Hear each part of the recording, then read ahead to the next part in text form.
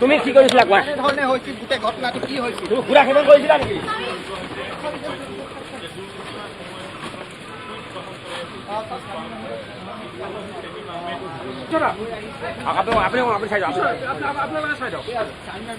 তুমি কি কৰিছিলা কোৱা?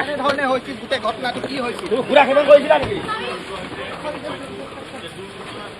দুটা দিনৰ যি উৎকণ্ঠা সেই উৎকণ্ঠাৰ অন্ত পেলাই কিছু মুহূৰ্তৰ পূৰ্বে এই নুনমাটি থানাত আহি উপস্থিত হৈছে শামীম আহমেদ। আৰক্ষীৰ এটা দলে যোৱাকালি আজি পুৱতি নিশা যি 3মান বজাত লখিমপুৰৰ ডিব্ৰুগড়ৰ লাহোৱালৰ পৰা শামীম আহমেদক লৈ আহিছিল আৰু কিছু সময় পূৰ্বে প্ৰায় কেইছমানৰ পূৰ্বে ইতিমধ্যে শামীম আহমেদ আহি উপস্থিত হৈছে নুনমাটি আৰক্ষী থানাত আৰু যি সংবাদ মাধ্যমৰ আগত সম্বোধন কৰিব তেওঁক হয়তো সোধপোছ কৰিব। কিছু সময় পিছতেই সোধপোছ কৰাৰ পিছত ডিচিপিগৰাকীয়ে সংবাদ মাধ্যমক সম্বোধন কৰিব আৰু এই শামীম আহমেদৰ ইয়াতে সোধপোছ কৰাৰ কাৰণে অন্য এটা কোঠালৈ লৈ যোৱা হৈছে আৰক্ষীৰ এটা দলে। যি দুটা দিনৰ যি উৎকণ্ঠা আছিল, যি মঠঘৰীয়াৰ যি শিহৰণকাৰী পথ দুৰ্ঘটনা, সেই পথ দুৰ্ঘটনাত 3জনকৈ যুৱতীয়ে প্ৰাণ হেৰুৱাবলগীয়া হৈছিল আৰু তাৰ পিছতে ৰহস্যজনকভাৱে পলাতক হৈ আছিল সেই বাহনখনৰ চালক শামীম আহমেদ। আৰু ইতিমধ্যে শামীম আহমেদ নুনমাটি আৰক্ষী থানাত আহি উপস্থিত হৈছে। নুনমাটি আৰক্ষীৰ দল সামন্তলকৈ আৰক্ষী উচ্চপদস্থ বিষয়া বহুকেইগৰাকী আহিছে, তেওঁক সোধপোছ কৰিব। হয়তো এই দৃশ্যসমূহ আমি নুনমাটি আৰক্ষী থানাৰ পৰা দেখুৱাইছোঁ। 26 তাৰিখে ৰাতিপুৱা আৰ্লি মৰ্ণিং এট এৰাউণ্ড 4:05 মানত মঠঘৰীয়া অঞ্চলত যিখন গেট হস্পিটেল আছে, সেই গেট হস্পিটেলৰ ওচৰত এটা ভীষণ ডাঙৰ এটা এক্সিডেণ্ট হৈছিলে। তাত এখন মাৰুতি ডিজায়াৰ ভেহিকেলে ছুইফ্ট ভেহিকেল এখনে ৰখি থকা ট্ৰাক এখনক বেক ছাইডৰ পৰা হিট কৰিছিল। এই যিটো এক্সিডেণ্ট ইমানেই ভয়ংকৰ আছিল যে সেই তাত থকা 3গৰাকী সহযাত্ৰী, এগৰাকী আছিল ড্ৰাইভাৰৰ কো ছিটৰ ওচৰত ফ্ৰণ্ট ছিটত আৰু 2গৰাকী আছিল ৰেয়াৰ ছিটত বেক ছাইডে। সেই 3গৰাকীৰে ভীষণভাৱে গুৰুত্বভাৱে আঘাত হয়। যেতিয়া আমাৰ 112 গুৱাহাটীৰ যিটো নুনমাটিৰ ইমাৰ্জেঞ্চি পুলিচ পাৰ্টি যেতিয়া গম পালে, লগালগ তেওঁলোকৰ নিজৰ কামত আগবঢ়াৰ লগে লগে আমাৰ ট্ৰেফিক পুলিচকো খবৰ দিছিলে, যিটো আমাৰ ট্ৰেফিক ইমাৰ্জেঞ্চি টীম থাকে নুনমাটিৰ। চ' তেওঁলোক ঘটনাস্থলীত গৈ লোকেল পাব্লিককো মই ধন্যবাদ দিছোঁ এই ক্ষেত্ৰত, যে লোকেল পাব্লিকেও এই ক্ষেত্ৰত সহায় কৰি গোটেই গুৱাহাটীত এই কমিশ্যনাৰেটৰ গোটেইখিনি পুলিচ 3গৰাকী মানুহক তাৰপৰা ৰিকভাৰী কৰি তেওঁলোকৰ ওচৰত থকা চবতকৈ নিয়েৰেষ্ট যিখন হস্পিটেল আছিল গেট হস্পিটেললৈ লৈ যায়।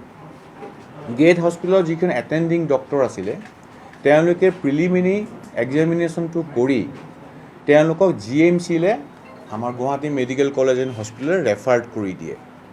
ইয়াতে এইটো কথা কওঁ, যেতিয়া আমাৰ পুলিচৰ টীম গৈছিল, আমি তাত 3গৰাকী ফেটেল এক্সিডেণ্টত তাৰমানে ফেটেল ইঞ্জুৰি থকা যুৱতী পাইছিলোঁ। তাত আমি কোনো ড্ৰাইভাৰ ছিটটো খোলা আছিল, কিন্তু আমি কাকো পোৱা নাছিলোঁ। ঘটনাস্থলীৰ পৰা দেখা যায় যে যিজন ড্ৰাইভাৰ বা যোনে চলাইছিল, সেই গাড়ীখনৰ ছিটৰ আমাৰ যিটো এয়াৰ বেগ আছে অ'পেন হৈ আছিলে। চ' 3গৰাকী যুৱতীক আমি GMCলৈ লগালগ প্ৰেৰণ কৰা তাত থকা GMCৰ যি এটেণ্ডিং ডক্টৰ আছিল, তেখেতে 2গৰাকীক বট ডেড বুলি ডিক্লেয়াৰ কৰিছিল আৰু এগৰাকী ডুৰিং ট্ৰিটমেণ্টত তেখেতৰ স্বৰ্গগামী হৈছিলে। পিছত আমি যেতিয়া ভেৰিফাই কৰিছিলোঁ, আমি 3গৰাকী মানুহকে আইডেণ্টিফাই কৰিছিলোঁ। এগৰাকী আছিল পূজা সাহা, তেওঁৰ ঘৰটো আছিল গোৱালপাৰাত। আনগৰাকী আছিল আকাংক্ষা শইকীয়া, তেওঁৰ ঘৰটো আছিল চাপেখাতি চৰাইদেউত।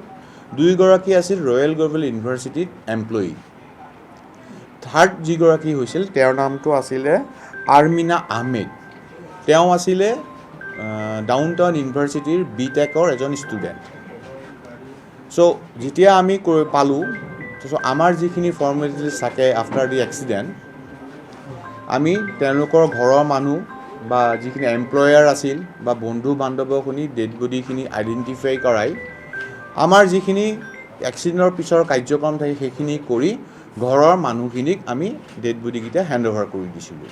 এইটো হৈছিল 26 তাৰিখৰ ৰাতিপুৱাৰ ভাগৰ কথা। তাৰপিছত আমি যিখন গাড়ী নম্বৰৰ পৰা আমি গাড়ীখনৰ মালিকক বিচাৰিলোঁ। আমি গম পালোঁ মালিকজনৰ নাম হৈছিল পংকজ কুমাৰ দত্ত, তেখেত থাকে ধেমাজিত। তেখেতক যেতিয়া যোগাযোগ কৰা হৈছিল, তেখেতে ক'লে তেখেতে গুৱাহাটীৰে এজন যুৱক, তেওঁৰ নামটো হৈছে ভাৰ্গৱ ডেকা। সেই ভাৰ্গৱ ডেকাক গাড়ীখন ৰেণ্ট বেচিছত দি থৈছিলে। আমি লগালগ ভাৰ্গৱ ডেকাৰ লগত যোগাযোগ কৰিলোঁ। ভাৰ্গৱ ডেকাক আমি আনি সোধপোছ কৰিলোঁ। ভাৰ্গৱ ডেকাই স্বীকাৰ কৰিছে, হয় তেওঁ সেইখন গাড়ী তেওঁৰ লগত আছিল, কিন্তু সেইদিনাখন 25 তাৰিখে ৰাতি আগবেলা শামীম আহমেদ বোলা এজন মানুহে তেওঁৰ পৰা গাড়ীখন বিচাৰিছিল, কিন্তু সেই সময়ত সেইখন গাড়ী ভাৰ্গৱৰ লগত নাছিলে। সেইখন গাড়ী বেলেগ এজন আকাশ দে বোলা মানুহ এজনৰ হাতত গাড়ীখন ৰাখিছিল। চ' তেওঁ আকাশ দেক ক'লে যে সেই গাড়ীখন মোৰ বন্ধু এজন যাব শামীম, তেওঁক গাড়ীখন আপুনি দি দিব। আৰু এটা কথা কৈছিলে, গাড়ীখন দিয়াৰ সময়ত শামীমকে কৈছিল যে 360 ডিগ্ৰী এংগুলত গাড়ীখনৰ এটা ভিডিঅ'গ্ৰাফি কৰি পঠিয়াই দিব পাৰে, কাৰণ তেওঁ এইকাৰণে বিচাৰিছে গাড়ীখন যে তেওঁ লৈ গৈছে বা যাৰ পৰা তেওঁ লৈছে গাড়ীখন যদি একো ধৰণৰ ডেমেজ যাতে নাই। যেতিয়া এই ক্ষেত্ৰত আমি শামীমৰ লগত যোগাযোগ কৰিব চেষ্টা কৰিছিলোঁ, শামীমৰ মোবাইলটো কমপ্লিটলি ছুইচ অফ আছিলে।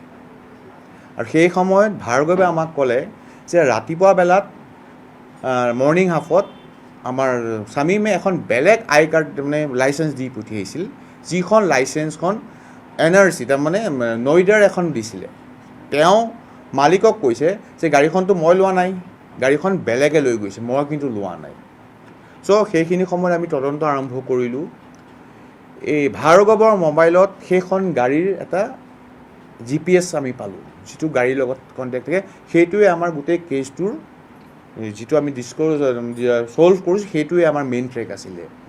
গাড়ীখনৰ যেতিয়া আমি GPS ট্ৰেকটো ভেৰিফাই কৰিলোঁ, দেখা গ'ল গাড়ীখন সেইদিনাখন 25 তাৰিখে নিশা বিভিন্ন জেগাত গাড়ীখন গুৱাহাটীৰ বিভিন্ন অঞ্চলত ঘূৰি আছে, কিন্তু 11টা বজাত গাড়ীখন আহি পাইছিলহি ভঙাগড়ত। তাৰ পৰা কোনো ধৰণৰ মুভমেণ্ট নাই। 11টাৰ পৰা 4টা বজাত এৰাউণ্ড 3 গাড়ীখন আকৌ মুভমেণ্ট হৈছিল। চ' মোৰ যিটো টীম বনাইছিলোঁ, আমি বিভিন্ন টীম বনাইছিলোঁ। মোৰ এডিশ্যনেল DCP 2 মৃন্ময় গোস্বামীয়ে সেইটো লিড কৰিছিল। আমি ভেৰিফাই কৰি সেই জেগাটো চাই গম পালোঁ গাড়ীখন ৰাখিছিল যিখন আমাৰ ৰুদ্ৰাক্ষ মলত তলত পালোঁ। যিহেতু ৰুদ্ৰাক্ষ মলত তলত পালোঁ, আমি আকৌ ভেৰিফাই কৰিলোঁ ৰুদ্ৰাক্ষ মলত টপ ফ্ল'ৰত এখন বাৰ আছে 100 বুলি, ৰুফ টপ বাৰ। সেই বাৰখন আমি এনেই ভেৰিফাই কৰিব গ'লোঁ। সেই বাৰখন ভেৰিফাই কৰোঁতে আমি গম পালোঁ যে 11টা বজাত সেই বাৰখনত এজন যুৱক আৰু 3গৰাকী যুৱতী সোমাইছিল। CC কেমেৰাৰ ফুটেজ আমি কালেক্ট কৰিলোঁ। ফুটেজৰ পৰা আমি আইডেণ্টিফাই কৰিলোঁ সেই যিগৰাকী 3গৰাকী আমাৰ ভিক্টিম লেডি আৰু শামীম বুলি যাৰ কথা কৈ আছোঁ, তেওঁ আমি ভিডিঅ' ফুটেজত পালোঁ। তাৰ ফুটেজৰ পৰা আমি তাৰ হোটেলৰ বিলখন কালেক্ট কৰিছোঁ, যিখন বিলৰ এমাউণ্ট হৈছিল 19,000। তাৰপৰা ৰাতি 3টা বজাত তেওঁলোক ওলাই আহিছিল। তাৰপৰা আকৌ GPS ট্ৰেক কৰি চালোঁ যে 3টা বজাত গাড়ীখন ভঙাগড়ৰ পৰা মুভ কৰিছে, গুৱাহাটীৰ বিভিন্ন জেগাত গৈছে, বিশেষকৈ GRS ৰোড গৈছে, RG বৰুৱা ৰোড গৈছে, মাদাৰ টেৰেছা ৰোড গৈছে। সেইখিনি সময়ত গাড়ীখনৰ মেক্সিমাম স্পীড 135 কিলোমিটাৰ/আৱাৰ উঠাইছিল। GPS ট্ৰেকত সেইখিনি ওলাই আছে। তাৰপাছত ইনচিডেণ্টটো যিখিনি সময়ত হৈছে একজেক্টলি 4:02 গাড়ীখনে যিটো ইনচিডেণ্ট ইম্পেক্ট কৰিছে, সেই সময়ত গাড়ীখনৰ স্পীড আছিল 96 কিলোমিটাৰ/আৱাৰ। সেই 96 কিলোমিটাৰ/আৱাৰত মাৰুতি যিখন ছুইফ্টখনে ৰখি থকা ট্ৰাকখনক বেক ছাইডৰ পৰা হিট কৰিছিল। হিট কৰাৰ পিছত সেই যুৱকজন পলাই গৈছিলে। তো আমি তেওঁ বিভিন্ন ধৰণৰ আমাৰ নিজৰ অ'ন চ'ৰ্চ, বেলেগ মানুহৰ হেল্প, বেলেগ আমি এনালাইচিছ কৰি তেওঁক আমি সেইদিনাখন ৰাতিৰ পৰাই 26 তাৰিখৰ ৰাতিৰ পৰাই আমি তেওঁক ট্ৰেক কৰি আছিলোঁ বিভিন্ন জেগাত। আপুনি বিচৰা বাতৰি পাব কেৱল নিউজ 18 এপত। নিউজ 18 এপ ডাউনলোড কৰিবলৈ স্কেন কৰক এই QR কোড। গুগল প্লে ষ্টৰতো পাব এই নিউজ 18 এপ।